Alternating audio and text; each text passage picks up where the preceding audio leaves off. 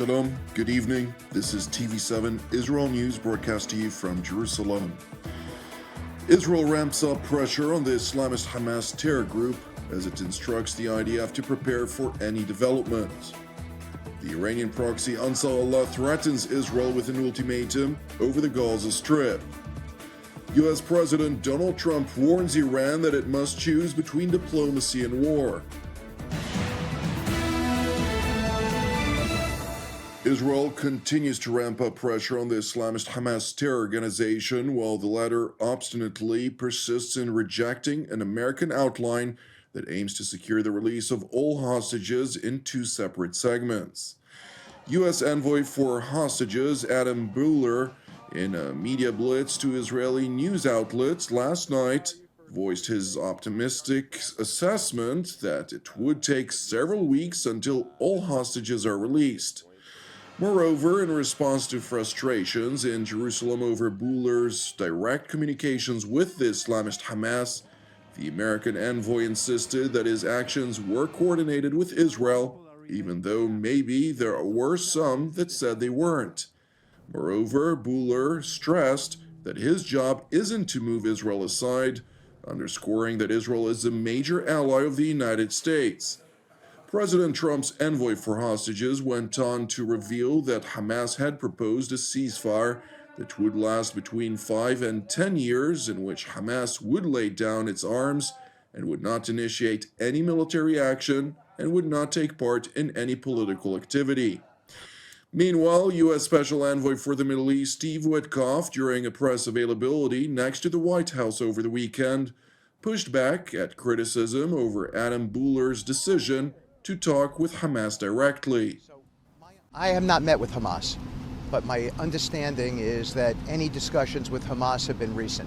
Not 3 weeks has been reported, but a couple of days, and that's well within the ambit of the special envoy. In fact, that's his job.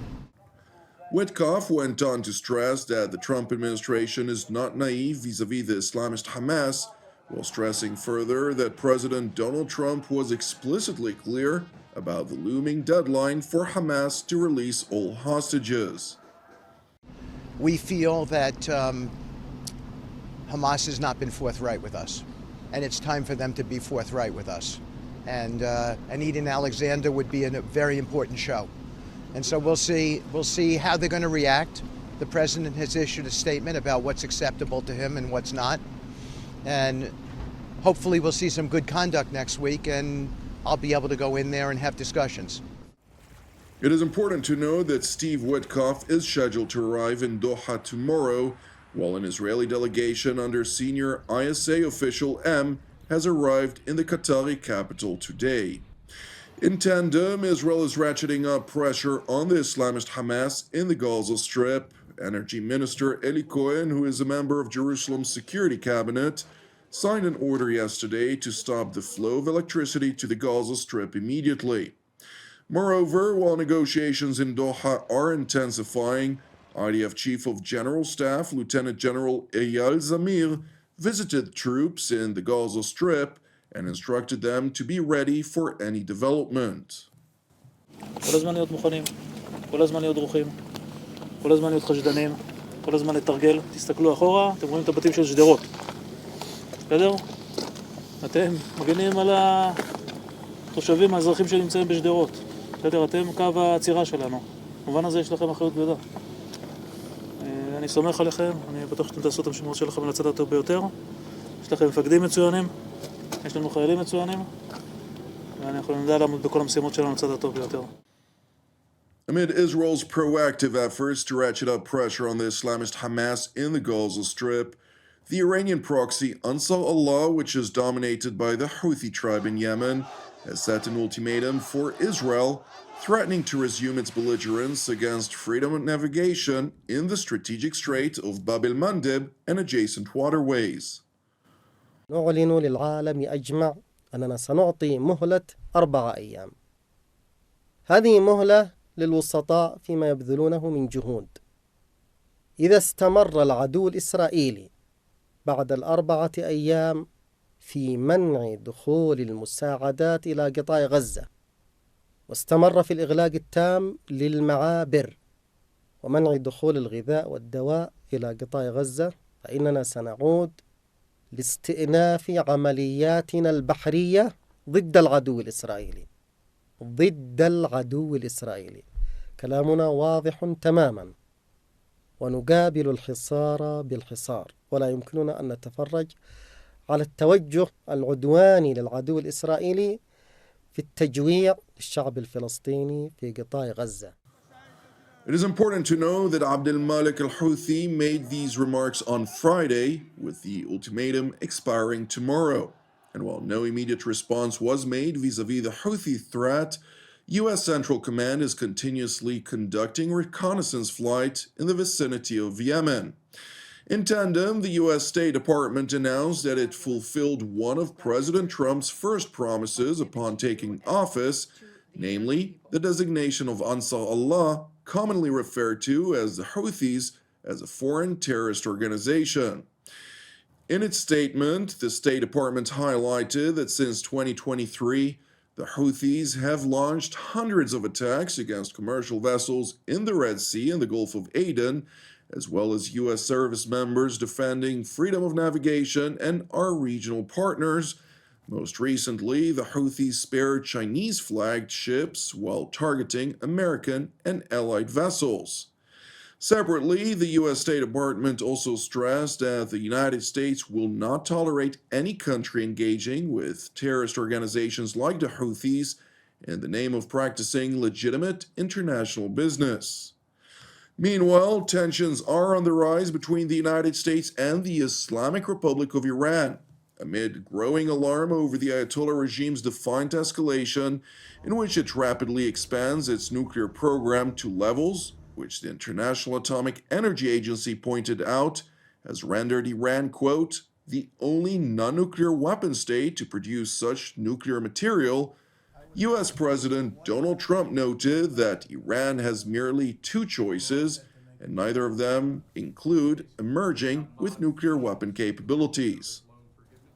We're down to the final moments. We're at final moments. Can't let them have a nuclear weapon. I think that I would have had a deal within 1 month after the rigged election of 2020.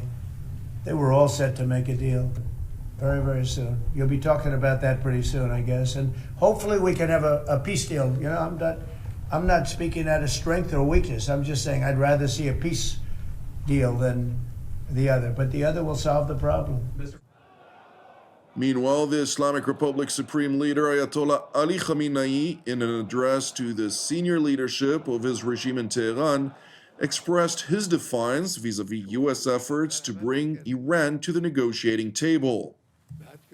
بعضی از دولت‌های قلدر اصرار به مذاکره میکنن. مذاکره اونها برای حل مسائل نیست، برای تحکمه.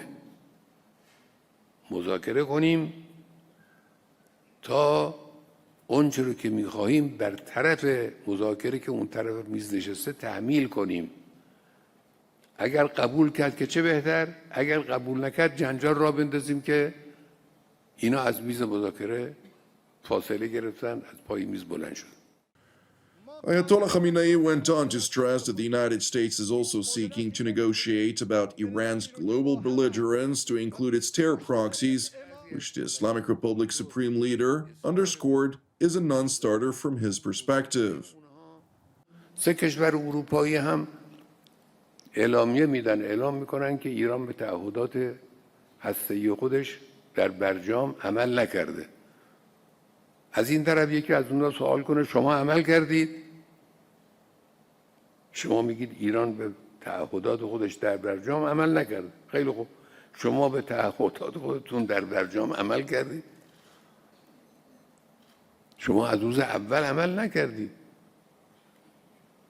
بعد که آمریکا خارج شد قول دادید که یه جوری جبران کنید، زیر قولتون زدید. While the Ayatollah regime's supreme leader continued by lashing out at Europe for not standing by Iran's side, President Masoud Pezeshkian, who is deceptively promoted as a moderate, reinforced the guiding principles of Ayatollah Khamenei, pledging to never back down irrespective of any threats. هر تهدیدی اونا بخوام بکنن مشکل اینه که ما نباید جا خالی کنیم. Meanwhile, TV7 has been informed that the Trump administration will not use Russia as a broker in talks with Iran.